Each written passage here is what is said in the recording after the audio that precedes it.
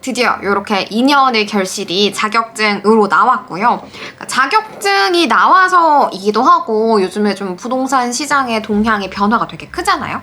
그래서 제가 요즘에 기사로 좀 더 유의 깊게 보고 있는데요.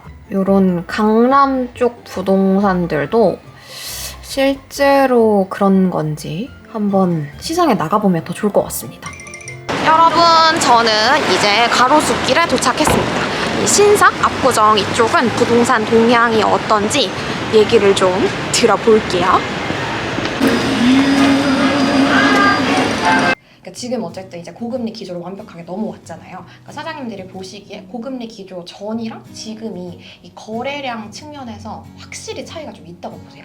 매도자 우위 시장이었던 압구정이 약간은 매수자 우위의 시장으로 변하고 있다라는 거를 감지를 해요. 현장에 있는 중개사로서는. 이렇게 고금리로 들어가기 전까지만 해도 이 매도자 우위 시장인 거는 분명히 있었어요. 왜냐하면 소유주분들 자체가 또 정보력도 굉장히 빠르시기 때문에 직전에 어느 매물이 뭐 가계약금 얼마 들어갔대더라 그러면은 그 다음에 나오는 매물은 기존 그 거래가 대비해서 1억에서 3억 플러스 알파 올라가는 거는 순식간이었기 때문에 쭉쭉쭉 치고 올라갔었는데 이제 매도자 우위 시장에서 조금은 매수자 우위 시장으로 지금은 바뀌어 있는 상태예요.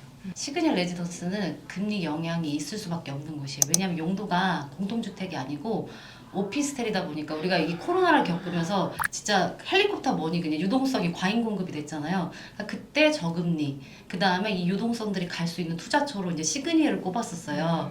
그러니까 지금 이 고금리에서는 수익형으로 하시려는 분들이 많기 때문에 아무리 자산이 안정적이라고 하더라도 이 대출 레버리지를 활용하시려고 하시는 분들이 많기 때문에 지금 현재는 이렇게 금리가 계속 올라가다 보니까 확실히 여기 이 시장은 딱 올해 상반기랑 하반기가 완전히 달라요. 그 온도 차이가 너무 커요 지금 현재. 그러니까 이게 저같이 잘 모르는 사람 입장에서 생각했을 때는 네. 그러니까 결국은 이 압구정도 그렇고 시그니엘 그쪽도 그렇고 다 돈 많은 사람들이 결국 거래를 하는 쪽이잖아요. 맞아요. 그래서 막 이런 시장에 그렇게 큰 영향을 받을까? 이런 생각도 좀 들었었는데 영향이 있다고 보시는 거네요. 네, 영향이 있어요. 영향이 있는 게 일단은 이제 가격이 내려왔기 때문에 그리고 내년 상반기까지 미국이 금리 인상을 한다더라라고 하니까 대부분의 매수 문의하시는 손님들의 입장은 내년 상반기까지 보고 상반기 내에서 결정을 할게요라는 의견들이 되게 많으세요. 왜냐하면은 이제 사람들이 우리가 그동안 그 진짜 한 3년 동안 굉장히 급격한 상승이 있었잖아요. 맞아요. 이만큼 두려움을 느낀다는 거는 그만큼 급격한 하락이 올까봐. 원래 사람이 그 돈을 부동산 올라갈 때는 누구든지 다 돈을 벌 맞아, 수가 맞아, 있어요. 하지만 이렇게 내려갈 때는 그렇기 때문에 지금 여기 같은 경우는 확실히 이제 온도차가 있을 수밖에 없고 떨어질까봐. 근데 이제 제 생각에는 뭐 이렇게 시그널 레지던스 같은 경우는 아무래도 우리나라에서 상징성도 있고 희소성이 있다 보니까 저는 이렇게 본질의 가치로 희귀할 거라는 생각은 하긴 해요. 근데 지금은 사람들이 이 고금리에 지켜보죠. 직접적인 영향이 뭐 주식하고 코인은 바로바로 오지만 부동산은 보통 6개월에서 한 1년 정도를 보기 때문에 더 떨어질 거다. 그다음에 여기를 수익형으로 보시는 분들도 많기 때문에 지금은 지켜보는 거죠. 그러면 제가 생각했을 때는 결국 이 서울에서도 완전 노른자 이 압구정이랑 시그니엘 이렇게 부자 많이 사는 동네도 이 정도면은 결국 딴 분들도 다 비슷하게 생각하고 치고 상황도 비슷할 것 같은데 이게 막 상반기에도 금리가 더 오른다고 하잖아요. 네네. 그럼 좀 더 얼어붙고 좀 더 매수자가 갑이 되고 이런 상황이 될 거라고 보시는 거예요?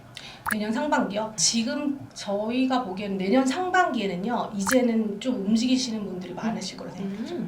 사실 압구정동까지 오실 정도의 그 자금력을 가지고 계신 분들은 이미 여러 번 사고팔고도 해보고 여러 과정을 겪었기 때문에 여기서 남들이 고점이고 내려간다라고 할 때 사는 게 아니라 고점일 때 내려가기 전에 미리 움직여야 된다. 그래서 대부분의 분들이 공통되게 말씀하신 건 내년 상반기. 지금이 오히려 더 기회가 될 수가 있어요. 왜냐면은 이게 고금리 상황이 모두 지나가게 되면 굳이 소유주분들이 파실 이유가 없죠. 그쵸. 네네. 그러니까 어떻게 보면은 뭐 시그널 레지던스 같은 경우도 뭐 생각하셨던 분들은 지금 이런 경우가 오히려 더 기회가 될 수가 있는 거죠. 그러면 우리가 이제 좀 어떻게 보면은 부자들 얘기를 좀 네. 했다면 이제 실제로 뭐 직장인들이나 좀 실수요가 있으신 분들 얘기를 좀 해보려고 하는데 그러니까 이런 고금리 때문에 금리 자체도 너무 걱정이 되고 그래서 제가 내 집 마련했을 때를 생각을 해보면은 이 부동산에서 이제 은행 연계도 좀 해주고 그러셨던 걸로 기억을 하거든요. 좀 대출 받는 게 좀 어느 정도 괜찮은지 좀 시장의 현 상황이 좀 궁금해요. 이제 보면은 12월 1일 기준으로 해가지고 지금 1금융권과 2금융권의 대출이 풀렸어요. 주담대 대출이 풀려서 10억 이상의 시장도 대출을 받을 수 있게 바뀌었어요.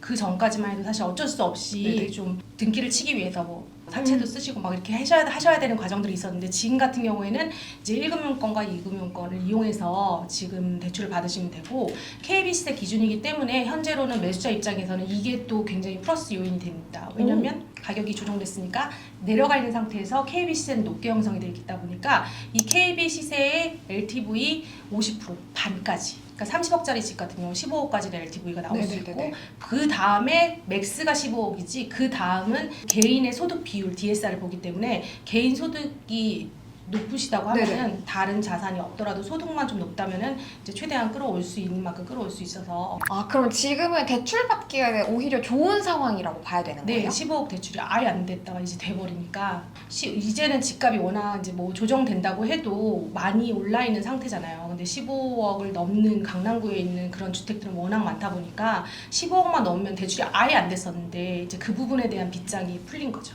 솔직히 요즘 집값 자체가 너무 올라서 물론 떨어지고 있는 그런 하향세긴 하지만 그래도 일단 너무 올라가지고 맞아요.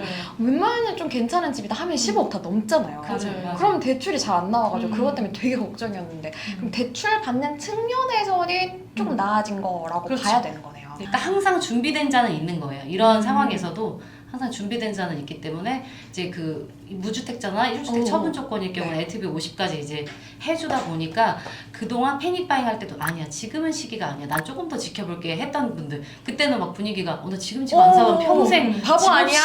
없이 살 것 같은데 이런 느낌이었는데, 그때도 기다렸던 그런 분들은 이제 잠실 쪽에서 막 이렇게 잠실 쪽에 거래가 막 실거래 난다고 신문에도 나고 그랬었잖아요. 그러니까 조금씩 움직이기 시작하긴 하는 거죠. 아, 부자 여서가 아니라 실제로 직장인이고 내가 막 네. 이렇게 시드머니 모았던 분들도 공부해 가면서 때를 기다렸으면 지금은 또 대출이 풀렸다 보니까 네, 맞아요. 오히려 지금을 딱 기회로 보고 매수를 네, 하는 하신, 분들도 네. 적지 않은 거네요. 네, 맞아요. 근데 제가 들어보니까 그러니까 잠실 쪽 얘기해 주시는 거 다르고 압구정 얘기해 주시는 거 다른 거를 보니까 이게 만약에 제가 그냥 평범한 직장인으로 막 평생 시드머니 모아가지고 집 살 생각이 있는 사람이면 진짜 아예 처음부터 지역을 정해가지고 공부를 하는 게 네, 맞아요. 낫지 않을까 이 생각 네. 들거든요. 맞는 네, 거예요? 맞아요. 아. 저도 매번 매수하면서 이 중개를 하면서 느끼는 거는 공부를 좀 하고 오시라고 그래요. 맞아. 가격을 보고 오세요라고 해요. 왜냐면 제가 이게 진짜 좋은 가격에 이게 금매예요, 여기 구역이 너무 좋은 거예요라고 말해도 매수자 입장에서는 광고하는 건가? 이거 지금 중개사가 이렇게 해서 팔려고 이거 거짓말하나? 광고하는 거, 이거 맞나? 뭐 이렇게 생각하실 수 있어요. 근데 가격 추이를 보신 분들은 진짜 이거는 정말 좋은 가격 맞네요. 이 구역에서 여기 구역에서 이게 나왔어요. 이렇게 알고 모르고 차이가 되게 크거든요. 준비된 자와 준비되지 않은 자. 준비된 자는 알면 바로 이건 정말 기회다 하지만 모르는 사람 야 그거 싸대 괜찮대 근데 그 집에 가서 아니야, 기회가 아닐 수도 있어 이렇게 생각할 수가 있으니까. 예를 들어서 제가 목동 계속 이제 주의 깊게 봤으면은 그러니까 제가 이 목동 시세를 쭉 봐왔으니까 지금이 기회다 이걸 알 수가 있지만 네, 맞아요. 그냥 서울 어딘가에 내 집 마련을 하는 게 꼭 나의 목표야 이렇게 네. 막연하게 생각을 하면 이 동네마다 다 알 수는 없으니까 네, 맞아요. 기회를 놓칠 수가 있는 거네요. 네, 맞아요. 나의 직장과 그다음에 내가 만약 결혼을 한다고 하면은 뭐 아이들 학군이나 뭐 이런 여러 가지를 미리미리 생각을 해두는 게 낫겠죠. 요즘은 매매도 얼어붙었다고 하지만 전세도 좀 그런 영향을 받고 있다고 제가 기사에서 많이 봤거든요. 근데 전세도 좀 두 분 다 그런 쪽으로 얼어붙었다, 앞으로도 좀 그럴 것 같다라고 보시는 거세요? 압구정동은 매매가는 높은데 전세가는 되게 싸요. 저렴한 시장이에요. 그래서 사실은 이게 전월세 수요층이 굳이 다른 구역을 보실 필요 없이 내가 여기에 있는 뭐 신사중 현대고나 아니면 압구정 구정초 구정중 구정고나 청담 뭐 이렇게 생각하신다면은 압구정동을 선상에 놓으셔도 돼요. 왜냐면 전세가가 저희 이렇게 보면은 가격대가 굉장히 저렴한 편이거든요. 근데 이게 또 더더구나 지금 같은 경우는 금리가 막 이제 인상되다 보니까 신축 아파트 바로 옆에가 지금 반포잖아요. 반포에 있는 신축들이 지금 그 금리 인상 때문에 계속해서 이 전세가가 내려가고 있잖아요. 쭉쭉쭉 떨어지니까 신축의 전세가가 떨어지니까 당연히 이제 구축에 속하는 압구정동의 전세가가 내려갈 수밖에 없어가지고 저렴하고, 실제로 전세 같은 경우에는 전세콜보다는 반전세. 왜냐면 보통 압구정동이 평당 한 1억에 한 40 뭐 이 정도 잡거든요. 그럼 4%대밖에 안 되는 거잖아요. 근데 이게 지금 전세자금 대출 금리 보면은 5.5%에서 6%대 뭐 이렇게 왔다 갔다 하다 보니까 그럼 차라리 내가 전세 보증금을 조그맣게 줄이고 그 다음에 월세로 해가지고 반전세를 하는 게 훨씬 낫겠다 이렇게 생각하시는 분들이 많아서 그런 수요층이 조금 더 좀 나가는 편이고 전세는 조금 많이 힘든 편이에요. 요즘 역전세 얘기도 많고 막 난리더라고요, 전세 네, 시장. 맞아요. 막 그 작년에 전세 10억에 들어갔는데 올해는 이제 집주인 내줘야 되는 거예요.